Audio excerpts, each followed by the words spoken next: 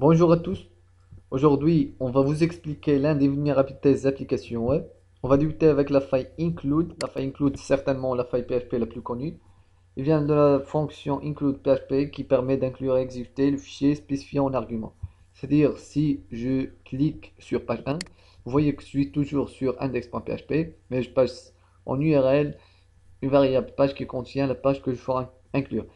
Si je clique sur page 2.php sera inclus et exécuté. Voyons maintenant notre simple code. J'ai une variable page. Si il contient une valeur, il inclut le fichier de même nom que le contenu de la variable. Sinon, il inclut page 1.php. Jusqu'ici, rien de bien compliqué. Le problème, c'est qu'il existe deux types d'include. Include local et include à distance. Include à distance va nous permettre d'inclure des fichiers qui ne se trouvent pas dans le même serveur. C'est-à-dire, on peut inclure ici Google. Google sera inclus dans notre site web. En utilisant cette technique, on peut inclure ce qu'on appelle une backdoor. C'est quoi une backdoor? C'est un shell PHP qui va nous donner l'accès total au serveur. C'est-à-dire, on peut lister tous les fichiers, les répertoires, les unités, les créer accès à la base de données. J'ai placé un backdoor dans mon site web et quand vous voyez le backdoor est exécuté, on peut lister les fichiers, on peut voir le code PHP,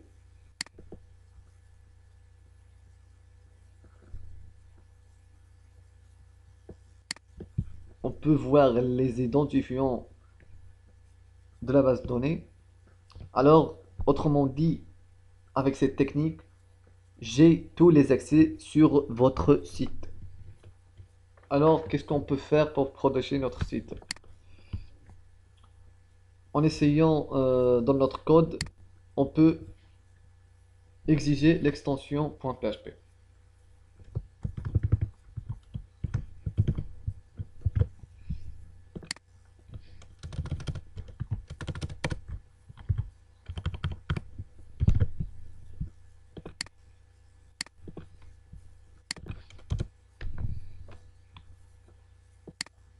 Il va me dire ici qu'il n'existe pas le fichier backdoor.text.php, mais ce n'est pas suffisant car il existe une autre technique qui s'appelle la null bytes. C'est-à-dire, si on ajoute ici %00, PHP l'interprète comme donnée de la variable. Tout simplement parce que la fonction include va être traitée par une fonction programmée en C, c'est-à-dire la fin d'un string. Tout le reste va être tronqué. Et comme vous voyez, le backdoor est exécuté. Alors, comment on peut faire pour protéger notre site? On peut exiger que le fichier inclus soit dans le serveur avec la fonction file exist.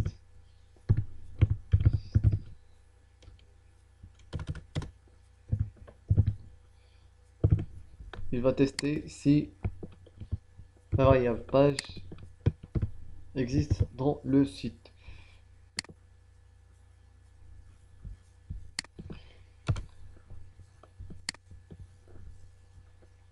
Il existe une autre solution, c'est dans notre fichier de configuration php.ini, on cherche allow url include, on le met à off.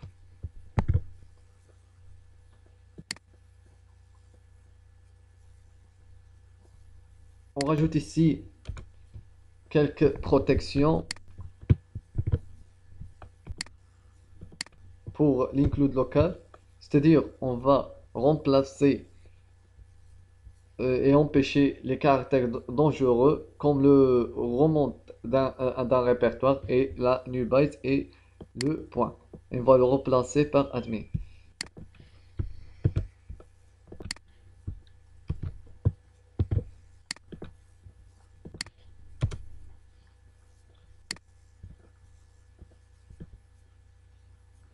Alors, j'espère que vous avez pris autant de plaisir de voir ce tuto.